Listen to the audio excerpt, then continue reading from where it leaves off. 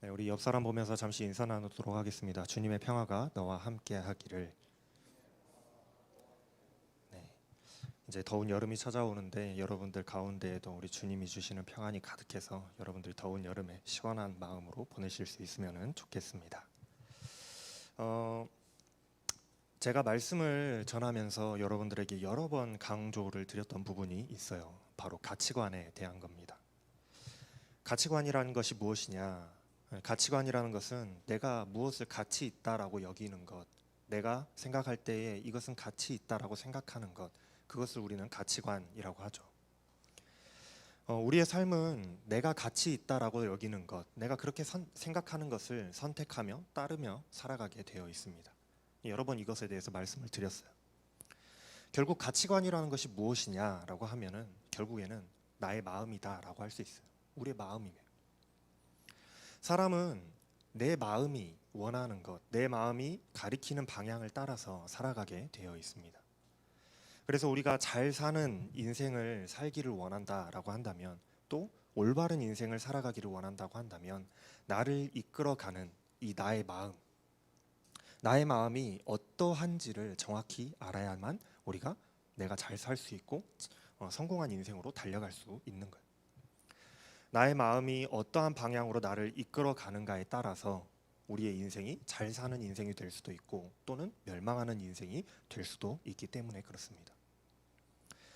아무리 우리의 마음을 포장하고 또 나의 마음을 내가 나를 속여서 올바른 길 또 도덕적으로 내가 살아가고 있다라고 그렇게 포장하고 속인다라고 할지라도 겉으로는 올바르게 보일지 모르겠으나 겉과 속이 다른 삶은 결국에는 탈이 날 수밖에 없어요.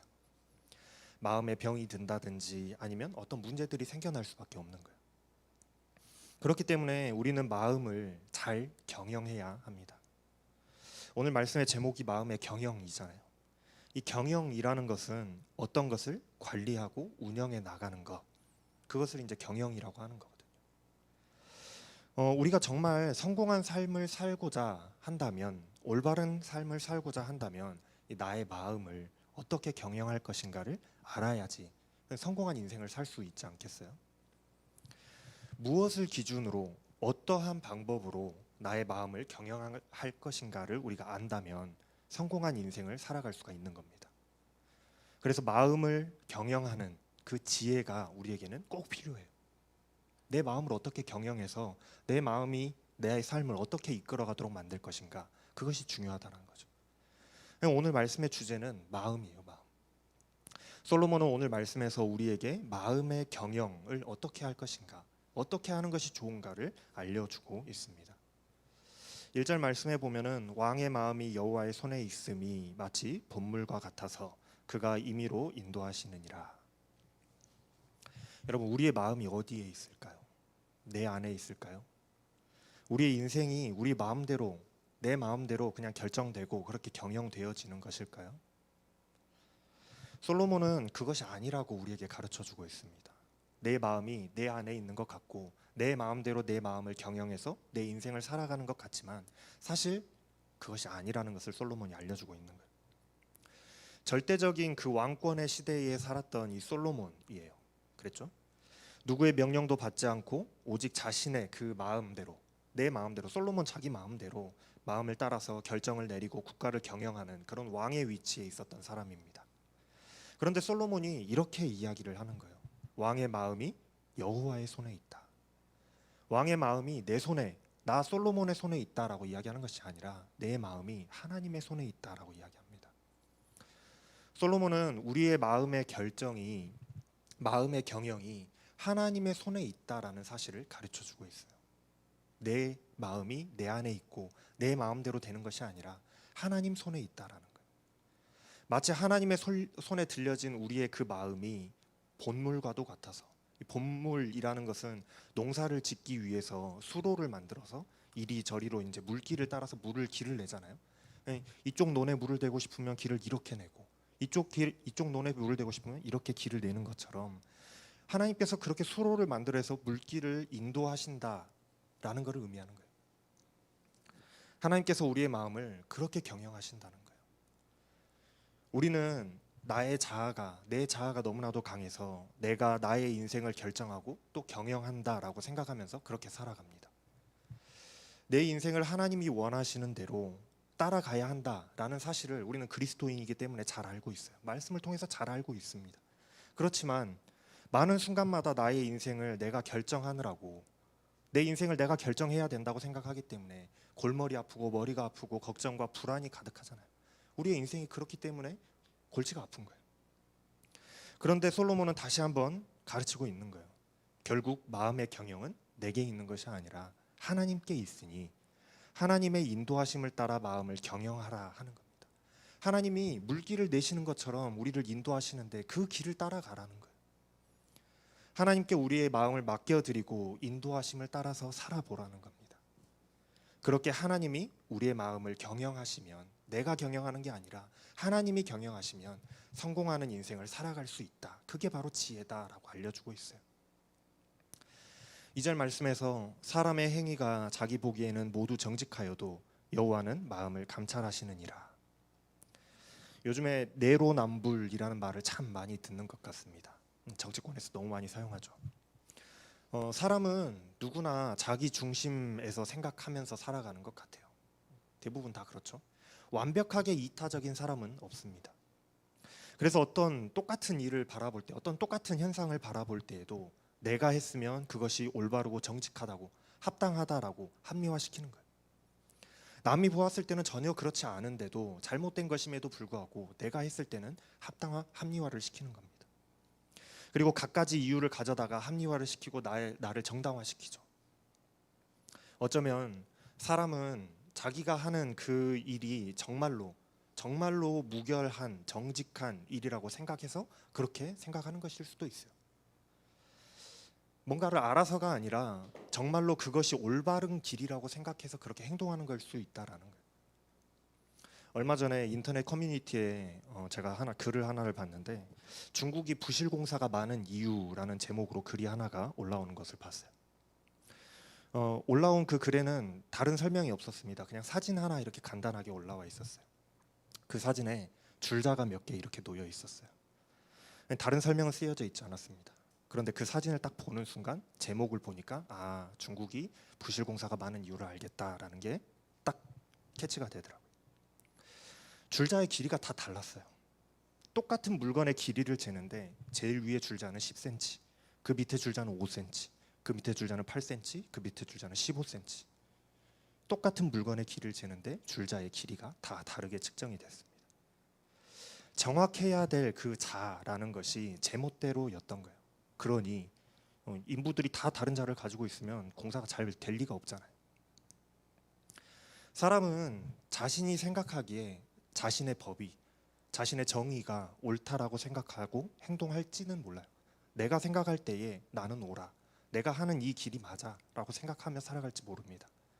그러나 철석같이 믿었던 우리의 그 기준, 내가 가지고 있었던 나라는 그 기준이 사실은 우리 자신의 마음을, 나를 속이는 그런 기준일 수 있다라는 거예요. 그러나 하나님의 기준은 절대로 틀리거나 흐트러지지 않습니다. 오직 하나님만이 그 마음을 정확히 꿰뚫어 보시면서 올바른 길로 인도하실 수 있는 분이라는 거예요. 그래서 우리의 그 마음의 경영을, 그 기준을 어떻게 경영할 것인가 하는 그 기준을 나 자신도 속아 넘어가는 나의 기준, 나의 도덕에 맞추지 말고 나의 마음에 맡기지 말고 하나님께 맡겨드리고 하나님의 말씀을 기준으로 우리의 마음을 경영해야 된다라는 말을 하고 있는 거예요. 그렇게 할 때에야 하나님의 말씀, 하나님을 기준으로 우리가 우리의 마음을 경영할 때에야 튼튼한 인생을 지어 올릴 수 있다라는 것을 지금 솔로몬은 우리에게 알려주고 있어요. 3절 말씀은 공의와 정의를 행하는 것은 제사 드리는 것보다 여호와께서 기쁘게 여기시느니라. 우리가 하나님의 말씀을 기준으로 우리의 마음을 경영할 때에 올바른 공의와 정의를 행하는 그런 삶을 살아갈 수가 있습니다. 하나님이 제사를 싫어하신다는 말씀이 아니에요. 그러나 하나님의 말씀을 따라 마음을 경영하지 못하면서, 그렇게 하나님의 말씀을 따라서 우리가 살아가지도 못하면서 하나님을 예배하겠다라고 이야기하는 것보다 하나님의 말씀을 따라 살아가는 그 삶을 살아가는 것이 하나님 보시기에는 더 예배를 잘 드리는 것이고 더 기뻐하실 일이라는 거죠. 우리의 마음이라는 것이 그저 겉모습만 하나님을 사랑한다, 하나님을 예배한다라고 말하고 예배하기보다는 정말로 하나님을 사랑하는 사람이라면, 정말로 하나님께서 인도하시는 그 기준을 따라서 마음을 경영하는 사람이라면 우리의 삶의 방향이 하나님의 말씀을 따라 살아가는 그 삶의 방향으로, 삶의 모습으로 나타나야 된다라는 말씀을 하고 있는 거예요. 그게 바로 우리의 마음을 잘 경영하는 기준이 된다라는 거죠. 하나님의 말씀이 우리의 마음을 경영하는 기준이 되어야 됩니다. 4절 말씀에서는 눈이 높은 것과 마음이 교만한 것과 악인이 형통한 것은 다 죄니라. 높은 눈은 거만한 자의 그 눈을 의미를 합니다. 그리고 마음이 교만하다 하는 것은 하나님보다 높아진 마음, 자신을 믿는 거죠. 하나님의 말씀을 따르기보다 나를 믿는 거예요. 이런 그 교만한 눈과 이 교만한 마음은 바로 악인들의 특징이라고 할 수 있어요. 마음의 경영을 자신의 그 거만한 잣대, 나의 거만한 잣대와 교만한 마음으로 하나님의 인도하심을 무시하고 하나님의 말씀을 무시하고 내가 원하는 대로 경영하는 것, 그게 바로 악인들의 특징이라는 거예요. 물론 우리가 세상을 살아가다 보면 악인들이 굉장히 잘 되는 모습들을 우리가 보기는 봅니다. 그렇죠? 그래서 하나님 없이 살아가는 사람들이 더 잘 사네, 나는 왜 이렇게 살고 있는가, 자괴감이 들 때도 있어요. 물론 그들이 형통할 수는 있어요. 그런데 말씀은 뭐라고 가르치고 있나? 다 죄라고 가르치고 있어요. 그것들은 다 죄니라. 사람의 성공의 기준으로, 우리들의 인간적인 생각으로 부를 많이 축적하고 거대한 기업을 일으켜 세우면 형통한 삶을 사는 것일 수는 있겠죠. 그렇게 보면은 저 사람은 형통하다라고 이야기할 수 있어요. 그러나 그것이 성공한 인생이다, 올바른 인생이다라고 말할 수는 없다라는 겁니다. 왜냐하면 그 인생은 하나님의 뜻과는 전혀 반대되는 방향으로 살고 있기 때문에 그렇다라는 거예요. 그래서 솔로몬은 하나님의 말씀을 따라서 마음을 경영하지 않는 것, 그것 자체가, 그것으로 인해서 나타나는 모든 그 형통하게 보이는 그것들까지도, 그 사람이 복받은 것처럼 보이는 그것들까지도 하나님의 말씀을 따라서 마음을 경영하지 않았다면 그것은 모두 죄라고 규정하고 있는 거예요. 그러니 마음을 다해서 하나님을 따르는 삶을 살아라 하는 것이죠. 5절 말씀에서는 부지런한 자의 경영은 풍부함에 이를 것이나 조급한 자는 궁핍함에 이를 따름이니라. 부지런함에 반대되는 말은 사실은 게으르다라는 겁니다. 그런데 5절 말씀에서는 부지런함과 조급함을 비교하고 있어요. 부지런한 사람은 성실함과 꾸준한 그런 마음으로 모든 일을 차근차근 하나씩 헤쳐나갑니다. 그 사람의 마음속에는 거짓이나 또 그런 속이는 것이 있을 수가 없고 진실함만 있는 거죠. 진실함만이 있을 수밖에 없어요.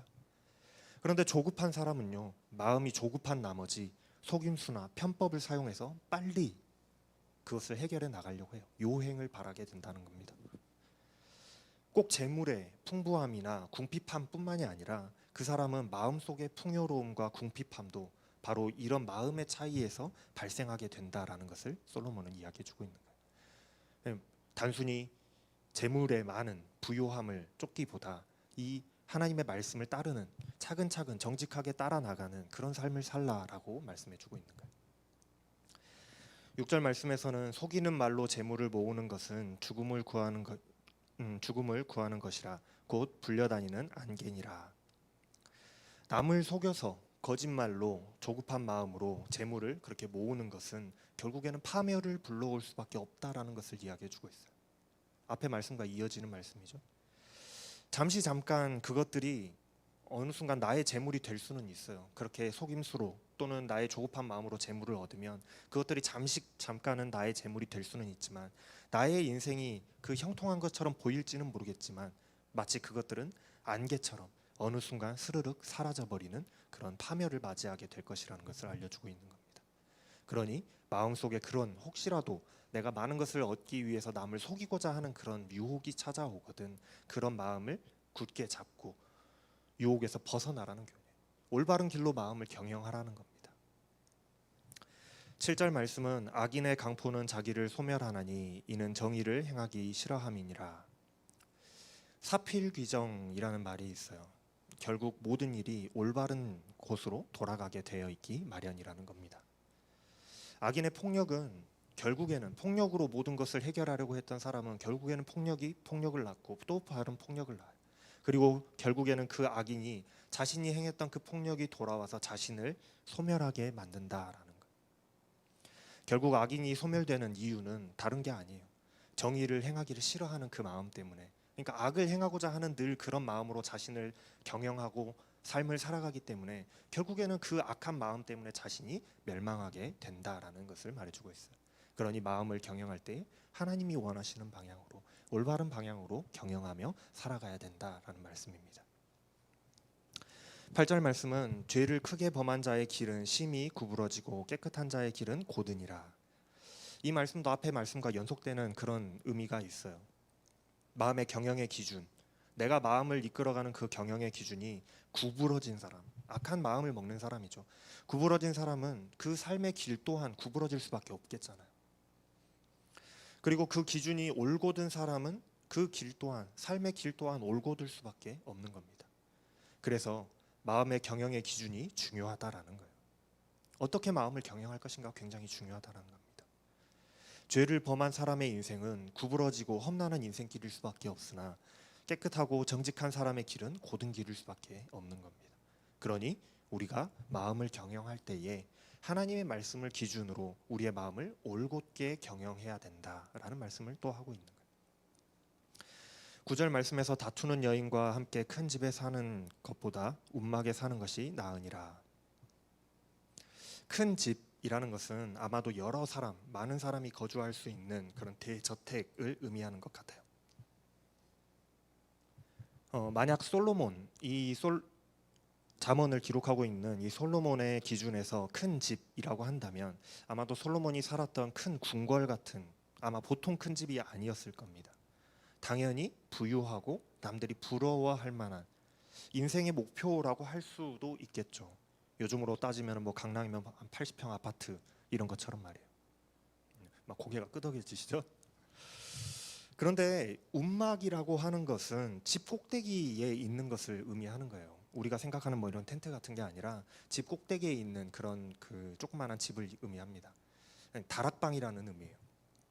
그런데 이스라엘 집은 그 우리가 알고 있는 다락, 우리가 상상하는 다락처럼 이렇게 지붕 밑에 있는 이렇게 조그마한 그런 방이 아니라 지붕 아래에 있는 그런 다락을 의미하는 게 아니라 이스라엘 집은 이렇게 지붕이 평평하거든요.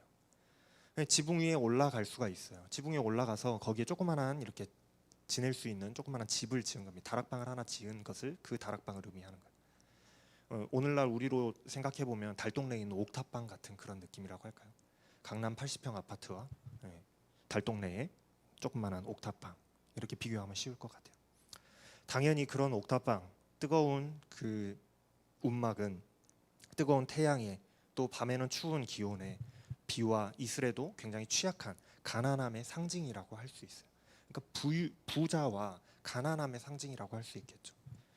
두 집만 놓고 보면 어디에 살고 싶으세요? 당연히 큰 집에 살고 싶잖아요. 그게 당연한 거예요. 하지만 다투는 여인과 함께 살 바에는 차라리 조그마한 그 다락방, 옥탑방에 사는 것이 오히려 더 행복하다라고 가르치고 있어요. 다투는 여인이라고 하니까 집에서 바가지 박박 끓는 마누라라고 생각할 수도 있겠지만 사실은 그런 게 아니라 우리 삶 속에서 겪게 되는 모든 그 분쟁과 충돌 같은 것들을 의미합니다. 심지어 우리 마음 속에서 일어나는 그런 마음의 충돌, 번뇌 같은 것들을 의미할 수도 있겠어요. 세상의 기준이 되는 그 재물을 어떻게든지 더 많이 얻기 위해서 우리는 얼마나 많은 사람들과 서로 경쟁하면서 분쟁하면서 그렇게 살아갑니까? 우리 그렇게 살아가고 있잖아요. 다른 사람들에게 조금이라도 더 많은 것을 가져오기 위해서 다투고 분쟁하고 그 사람들과 시기 질투하면서 그렇게 살아가잖아요. 심지어 우리 마음속에서도 이걸 해야 되나 말아야 되나, 이걸 하면 더 많은 것을 얻을 수 있을까, 많은 것을 잃지는 않을까, 얼마나 많이 분쟁하면서 살아가던가요. 그러면서 돈 조금 더 많이 벌어보자고 우리의 마음이 하루도 편할 날이 없이 그렇게 불안하고 두려움 가운데서 살아가고 있지 않더냐라는 거예요. 우리는 그렇게 불안하면서 살아가고 있어요. 그래서 솔로몬은 누구나 부러워할 부자로 살아가지만 늘 다툼과 그런 분쟁으로 마음이 피폐해져서 평안함이 없는 삶을 살아가기보다는 그렇게 살 바에야 차라리 가난하지만 마음이 편한 그런 평안한 삶을 사는 것이 더 낫다라고 말씀하고 있는 겁니다. 그러니 우리의 마음의 경영을 할 때에 우리의 인생의 목표가 물질에 있지 않고 많은 물질이 많고 적음에 있는 것이 아니라 마음의 평안에 목표를 두고 마음을 경영하는 것이 좋겠다라는 그런 말씀을 하고 있는 거예요. 10절 말씀은 악인의 마음은 남의 재앙을 원하나니 그 이웃도 그 앞에서 은혜를 입지 못하느니라. 우리가 피해야 할, 우리가 하지 말아야 할 악한 마음이 무엇일까? 솔로몬은 남의 재앙을 바라는 마음, 그 마음이 악한 마음이고 잘못된 마음이다라고 이야기하고 있습니다. 그냥 단순히 남이 아파하는 것, 남이 고통당하는 것을 보고 기뻐하는 정도, 불구경하는 그런 정도가 아니라 남의 재앙을 원하고 바라는 그 나쁜 마음을 이야기하는 거예요. 이런 사람은 자기 편도 없고 이웃도 없고 친구도 없을 겁니다. 심지어 자기의 그 이웃이라고 하고 자기의 측근이라고 할 수 있는 친구나 가족이라고 할지라도 이 사람은 그 사람들에게 자비로운 마음을 또 그 사람들에게 베풀고자 하는 마음이 없는 거예요. 무자비하고 냉혈한 마음입니다. 그 나의 측근이라고 하는 그 사람들에게도 그 사람들이 재앙을 당하기를 원하는 그런 사람 누가 좋아하겠어요? 아무도 좋아하지 않겠잖아요. 그런 사람일 거란 그런 마음이 바로 악한 마음이고 이런 마음으로 마음을 경영하지 말아라라는 거예요. 너희는 이웃에게 그 긍휼의 마음을 품고 살아가는 그 마음으로 경영하라는 겁니다. 11절 말씀은 거만한 자가 벌을 받으면 어리석은 자도 지혜를 얻겠고 지혜로운 자가 교훈을 받으면 지식이 더하리라. 거만한 사람은 잘난 체하고 남을 업신여기는 사람을 말하는데 이런 사람은 자신이 언제나 승승장구할 수밖에 없다라고 자신감에 넘치는 그런 사람들이에요. 어리석은 사람은 잘 속는 사람을 의미하거든요. 어리석은 사람은요, 이 거만한 사람, 스스로 잘난 체하고 승승장구한다라고 그런 모습을 보이는 그런 사람을 보고 그것이 잘 되는, 저 사람을 하는 것을 따라가면 잘 되는 길이라고 생각하고 부러워하고 심지어 그 사람을 멘토로 삼는 그런 사람이에요. 그런 사람이 어리석은 사람입니다. 닮아가려고 노력하는 것이죠.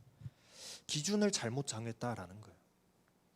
어리석은 사람은 그것이 잘못된 것을 언제 깨닫느냐, 기준을 잘못 정했는데 내가 기준을 잘못 정했구나라는 것을 언제 깨닫게 되느냐, 자신이 멘토로 삼았던 그 사람이, 그 거만한 사람이 벌을 받게 되고 망하게 되면 그때서야 아이고 내가 기준을 잘못 정했구나, 내가 저 사람의 성공을 보고 따라가려고 했는데 그것이 아니었구나라는 것을 깨닫게 된다라는 거예요. 그런데 지혜로운 사람은 어떻겠습니까? 무엇이 마음의 경영의 기준이 되어야 하는지를 누가 가르쳐 주기 전에도 이미 알고 있는 사람이 지혜로운 사람이라는 거예요. 그래서 하나님의 말씀이 우리에게 교훈하실 때, 하나님의 말씀이 여러분들에게 이렇게 선포되고 여러분들이 읽고 여러분들이 가까이 하면서 하나님의 가르치시는 교훈이 여러분들 귀에 들려졌을 때에 지혜로운 사람은 그 세상에 교만한 사람을 쫓아가는 것이 아니라 하나님의 말씀을 깨닫고 쫓아간다라는 거예요. 이미 이 사람은 이미 거기에서 깨닫고 지식을 더해서 마음의 경영을 잘 하는 사람이라는 겁니다. 우리도 무엇이 기준이 되어야 하는지를 아는 그런 지혜로운 사람이 되어야 되겠다라는 그 말씀을 하고 있는 거예요. 12절에 의로우신 자는 악인의 집을 감찰하시고 악인은 환난에 던지시느니라. 의로운 자이신 하나님은 세상의 모든 것을 다 감찰하시는 그런 하나님이십니다. 아까 앞서 우리가 2절 말씀에서 봤듯이 하나님의 잣대는 우리 인간의 잣대처럼 이렇게 들쑥날쑥하거나 다르지 않아요. 언제나 정의롭고 공의롭다라고 했잖아요. 하나님의 잣대는 그렇습니다. 그런 정의로운 하나님의 감찰하심이 악인의 집, 다시 말하면 악인의 마음, 악인의 그 마음을 감찰하고 계신다라는 거예요. 세상에는 살다가 보면 악인이 잘 되는 것을 볼 때가 있어요. 왜 저 사람은 악한 짓을 하는데도 저렇게 잘 될까 하는 때가 있습니다. 그런 일들이 너무나도 많이 일어나요. 하지만 하나님께서는 이 악한 행동을 하는 그 악인의 행동을 모르시는 게 아니라는 거예요. 알고 계십니다.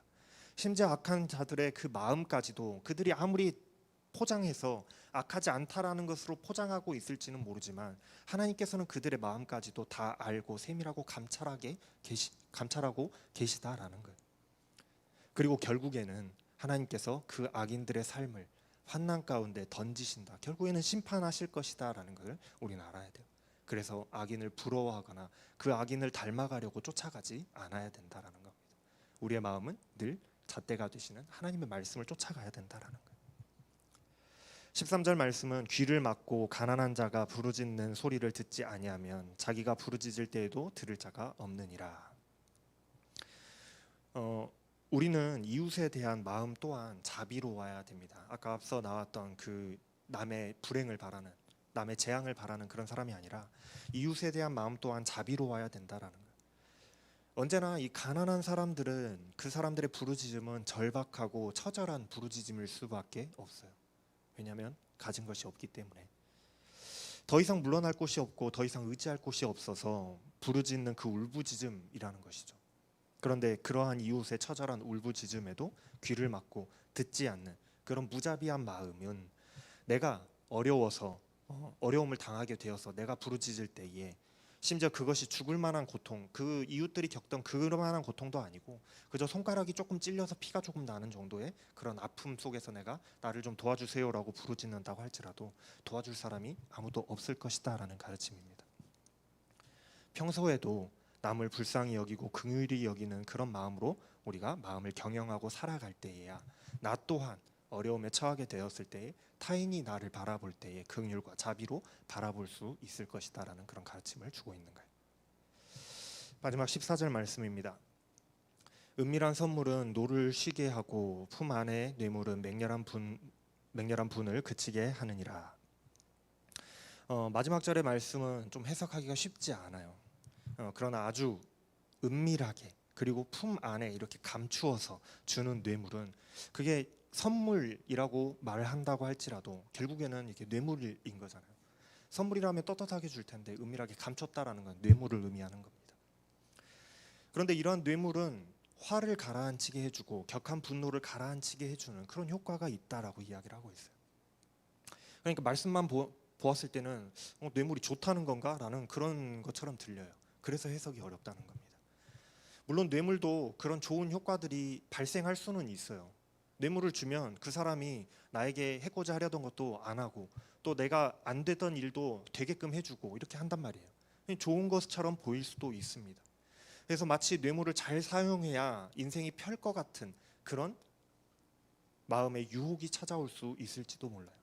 그런데 이러한 인간적인 방법들과 생각들이 우리의 삶을 성공으로 이끌어주는 것처럼 여겨질 수 있을지는 모르겠으나 그러나 그것은 하나님의 방법이 아니라는 것을 우리에게 이야기해주고 있는 거예요. 그것은 하나님의 방법이 아니라는 거예요. 오늘 말씀의 격언들이 계속해서 그 이야기를 지금 하고 있잖아요. 어떠한 방법으로 우리의 마음을 경영해 나갈 것인가 하는 겁니다. 잘 사는 인생, 좀 성공한 인생을 겉으로 보기에 세상 사람들이 판단하기에 잘 사는 성공한 인생을 그렇게 살고 싶은가? 그렇다면 우리의 마음을 다스리고 경영할 수 있어야 되겠지 않겠는가? 무엇으로 경영할 것인가? 어떠한 기준으로 우리의 마음을 경영해 나갈 것인가? 오늘 말씀은 하나님의 말씀을 기준으로 마음을 경영하라 하고 우리에게 권면하고 있습니다. 다른 기준이 아니에요. 세상에서는 뇌물을 써라, 좀 남들을 속여라, 그러면 더 잘 될 것이다 라고 이야기할 수 있을지는 모르겠으나 하나님은 그렇게 말씀하시지 않는다라는 겁니다. 하나님의 말씀 속에 길이 있다라는 거예요. 하나님이 물길을 내시듯이 우리의 마음을 경영할 길을 열어주신다고 했잖아요. 하나님의 말씀에 길이 있다라는 겁니다. 하나님이 뜻하시는 그런 삶을 살아가라는 거예요. 사람은 철석같이 내 마음이 올바르고 도덕적이라고 믿으면서 그 길을 가지만 사실은 자신도 모르는 사이에 나 자신을 속이면서 살아가는 인생들이 얼마나 많냐라는 것이죠.